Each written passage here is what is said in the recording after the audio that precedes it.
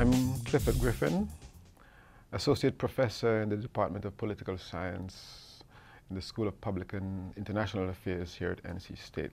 What has always drawn me to politics was always a quest for new information. And politics in the Caribbean is slightly different from politics here in the United States, but nevertheless, we're always curious about politics, and I always attended political rallies. And so at 7 o'clock in the morning, there was always news. And, there were times when the news came on. And at home, if whatever was going, as a little boy, at 7 o'clock, we knew we had, no matter what station the radio was on, we had to go and turn the radio onto the news. My mother would always want us to do that. And so that became part of a habit. Strange things happen when you come to college. You find your way. I was not supposed to be in this course because I was doing economics, but then there's a course called Political Economy. It was hard work, but really interesting, and it was that course that actually changed my course, the course of my education. I really was fascinated by the issues and questions, and so any issue that affects or influences political development and stability, I'm interested in.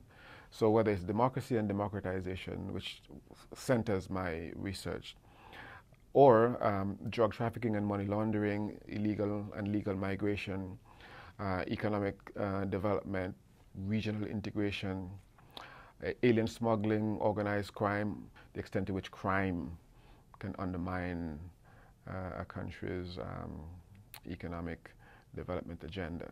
And you can imagine how the recent economic downturn has strongly affected the viability of these economies and what are the prospects for stability, migration, really tough challenges to these economies. So I've been looking at some of those issues as well. It is the case that the world has become more globalized.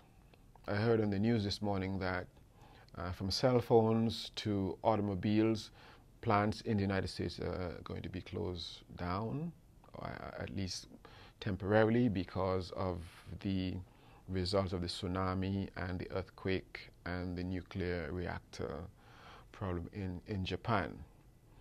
We're going to see the impacts of those affecting us, not only in the price of gasoline, but also in decisions about whether or not we are going to continue to use nuclear energy. That debate is going to rage again.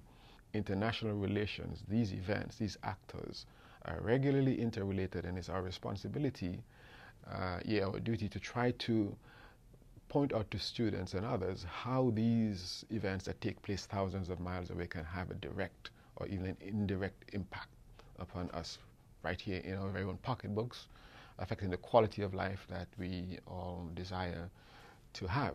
But we do play a fundamental role, particularly in political science, in helping to create citizens, values, ideas, ideals.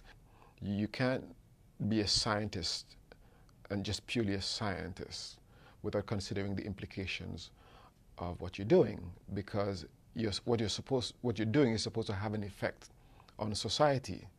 What are the ethical, moral, along with the economic and scientific benefits of your research? We have a functional role to play, right, as the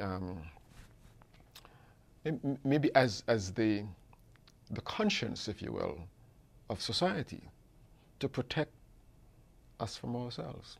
Well, fortunately, a political science degree allows you to do a lot. If you want to become a lawyer, you can do that. You can go to law school, not a problem. Can you work in an international business organization? Absolutely, because you understand that this organization is part of a larger international conglomerate.